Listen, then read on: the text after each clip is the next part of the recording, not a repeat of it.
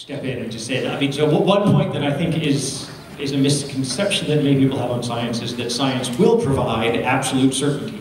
And I'm not sure if Mark and I agree on this. I suspect we probably do, which is that most certainly science does not provide us absolute certainty about anything. In fact, it's very good at undermining any form of absolute certainty that you have. So, just even taking the example that you just gave for the Higgs boson, we say that science has proven that the Higgs boson exists. What we really mean is that science has proven 99.95% sure that the Higgs boson exists. There's still 0.05% chance that we're wrong and the Higgs boson doesn't exist. And we may push those statistical bounds so that it's 0.005% or something like that. But there'll always be that little sliver of doubt in science that we're wrong, that we could be wrong.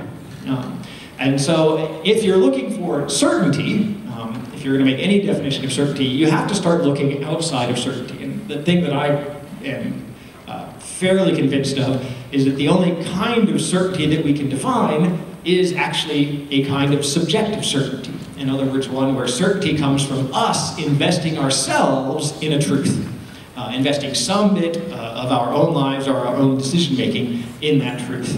And it's not a kind of decision that science ever pushes you towards. Science always says, well, there's always a window for doubt, there's always some wait for the truth, for this being true.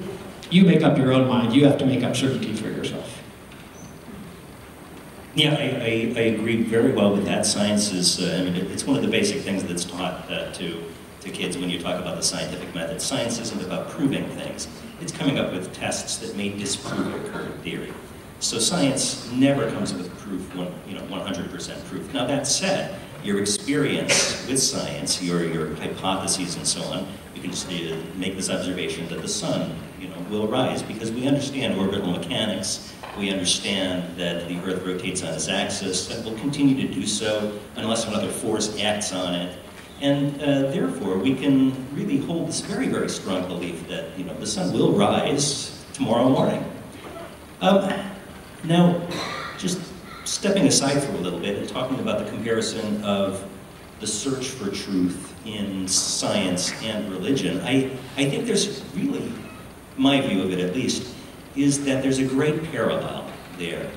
Science is not a state of knowledge. It is not a state of truth. Science, the entire scientific process, is about seeking truth, seeking some kind of objective truth. And really, this is, I think, a good expression of religion, at least in some cases, that it's not necessarily a state of truth, but seeking out. And I'll quote from Proverbs 2 here. Yes, if you cry out for insight and raise your voice for understanding, if you seek it like silver and search for it as for hidden treasures, then you will understand the fear of the Lord and find the knowledge of God. This is a statement of a search for truth. So not a state, but a continual improvement in our knowledge of the universe. And I think that's a great statement from science as well.